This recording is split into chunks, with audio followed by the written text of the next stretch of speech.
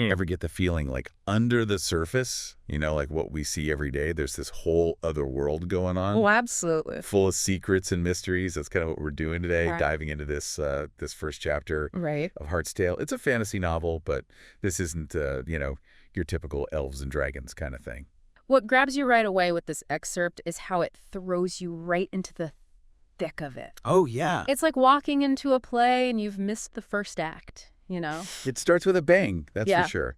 A body in get this, the alley of the blind. Of course, naturally. And he's clutching a page like ripped right out of a forbidden book. Talk about setting the scene, right? Yeah. And then you've got these two guards, Ruchi and Blop, Okay. and they couldn't be more different, Ruchi, total pragmatist, by the book kind of guy, just wants to follow the rules. Makes sense, right? Dead guy, probably against the rules. Exactly. And then there's Blop, fancies himself a bit of a romantic, sees intrigue, mystery in a corpse. Well, I guess it makes you wonder what other people see that maybe you're missing. Exactly. It gets you thinking, doesn't it? Yeah, it makes you wonder about Galahad Wolfie. He's our main guy in all this. Right. And he's a magister, but that translates to, super skilled technician, keeps all the gears turning in this city. And the author does this fantastic job of giving us these glimpses into Wolfie's past. Oh, yeah. Through this voice he has, this internal voice, kind of acerbic, cutting, hints at a past that's, let's just say it wasn't all sunshine and roses. Add some depth, Yeah. right? Like he's carrying something with him. Exactly. And then there's that detail about the doll. Oh, the doll. The one with the metal visor in his bag. And it's implied that it responds to him somehow. Okay, now that's interesting. What's that about? Right. Makes you wonder about the technology in this world. Maybe even magic. Who knows? Yeah. Like, what's he packing there? And the way the author uses Wolfie's journey, he goes from the lower levels, kind of, dimly lit, described as like a labyrinth of shadows and whispers. Okay. And then he ends up at this towering structure, Amun, the Gilda Clock Tower. Yeah. And that's where the wealthy live.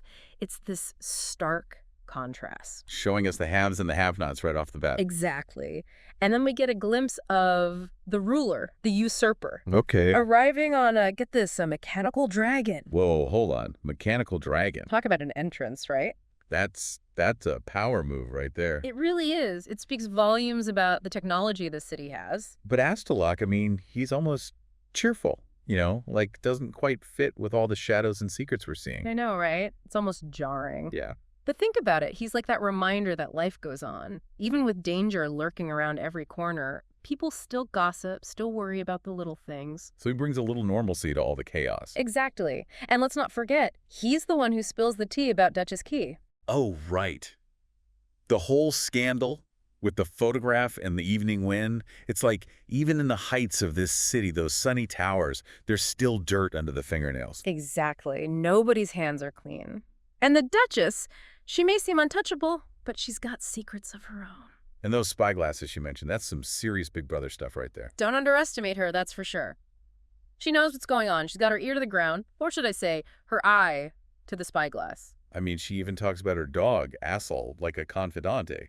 It's kind of creepy, really. A little bit, yeah. But maybe it shows she's got a softer side, vulnerable even. But then when Perligos comes knocking, wants her to stay quiet about the construction project. Oh, yeah, that was tense. She doesn't back down, does she? Not one bit.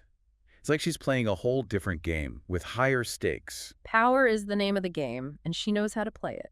It's like everyone in this city, whether they're guarding a body in an alley or running the show from a clock tower, they're all tangled up in this web of power and secrets. It's inescapable. And speaking of inescapable, that glowing light, remember? Oh, how could we forget? It pops up again, doesn't it? Like a bad penny. The author's good, really good. Keeps you on edge, that feeling that someone's always watching. Makes you wonder, who can you trust in a place like this? No one, probably. And just when you think you're starting to understand how all the pieces fit together, boom, flying motorcycles come crashing through the clock tower. What a visual, right? Talk about a chaotic Friday. Like the whole city's about to come undone, all that technology is supposed to make life better, and it almost destroys everything. And the way the author describes it, the motorcycle's reflected in that cracked moon dial, like a metaphor or something. Definitely symbolic. A city divided, fractured, its sense of order totally shattered. It's like all that tension, the secrets, the power struggles, like, it all just explodes with those motorcycles. Yeah, it's like the author saying, this is what happens when things get pushed too far. The city, the people, they can only handle so much. So it's more than just a random crash. It's like a turning point for this whole world. Exactly. And speaking of turning points, what about Wolfie? We left him hanging, literally. Right. Think he makes it out okay. That's the question, isn't it? But survival in this city, it might not be as simple as just, dusting yourself off and walking away. True. He's already carrying so much baggage, those whispers from the past. Exactly. This crash, it could break him, or it could be the thing that forces him to finally face those demons head on. It's weird, during the crash, that inner voice of his, it kind of goes silent. Really? Yeah, like the urgency of the moment, it drowns out all that noise in his head. Mm-hmm. Makes you wonder, will those voices come back even louder, or will he find some peace? It's like he gets a moment of clarity in all the chaos, and you can't forget about that doll, right? Oh, you think it knew something was going to happen? It reacted before the crash, almost like a warning. Makes you wonder if it's more than just a toy, Maybe it's connected to him or to the city in a way we don't quite understand yet. So we've got forbidden knowledge, social unrest, technology on the verge of going haywire, and a creepy doll that may or may not be sentient. That about sums it up. But that's what makes Heart's Tale so compelling. This one chapter alone has given us a glimpse into a world that's both familiar and completely alien.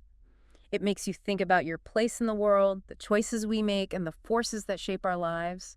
Who knows what secrets await us in the rest of the book? Sounds like we'll have to dive back in and find out. Until then, keep your eyes peeled for those shadows, and remember, sometimes the most intriguing stories are the ones hiding just beneath the surface.